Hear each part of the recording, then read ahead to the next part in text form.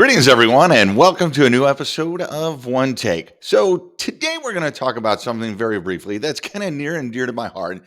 It's something we see all the time, hear about all the time, and it could be because I hit a magic number in my age last year, and suddenly my decade begins with a 5 instead of a 4. Or it could just be because I'm from the baddest generation in decades. That's right, Gen X, what's up? Anyway, it is how we generationalize everything. I think I just made up that word. I'm cool with that too. Now, we want to break everything down onto generations. How we attack problems, how they're thinking, what maybe their worries are, if they're thinking anything like that. And I think the reason, and to give preface, so we have, Gen X, baby boomers, we have Gen Y, Gen Z, Gen whatever the hell's coming next. And to a certain degree, I understand we have to break them out. It's a way statistically to forecast things a little bit. It's also to group things together, to group trends, things like that.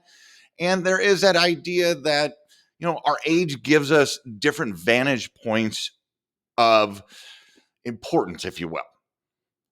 What I worry about at 50 or what I prioritize is, maybe the top one or two things or something is different than I did at 25.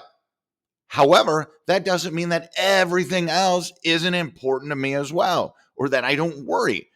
And I think that's where the problem lies, is that when we try to generationalize, I'll get that right eventually, generationalize everything, we try to either put things in a box exclusively that they don't belong to.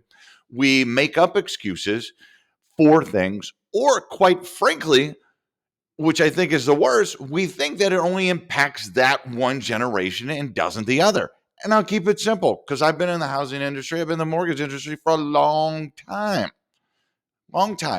And I purchased a new house 3.5 years ago. It wasn't the first purchase I'd ever made, but I'd been in the industry for 20 plus years by then. I knew everything that was going on. I knew what was happening. I got all the docs. I was whatever. I still worried. I was moving to a different state. I was using a broker, a lender that I'd never used before. I was still waiting on the appraisal. I was still waiting on the inspection. I was still waiting on these things to be approved. I was renting a house. We were renting a house.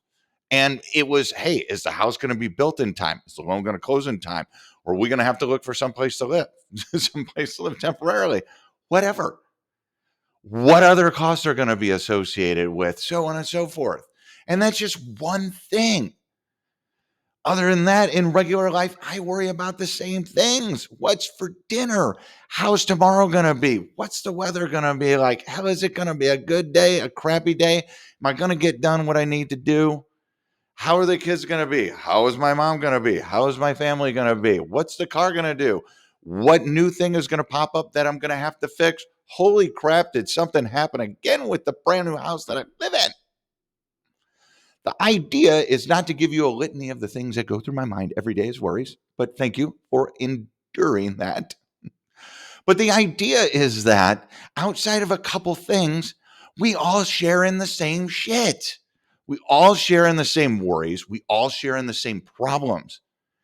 We all do, regardless of the generation, regardless of the time, regardless of the decade, hell, the century.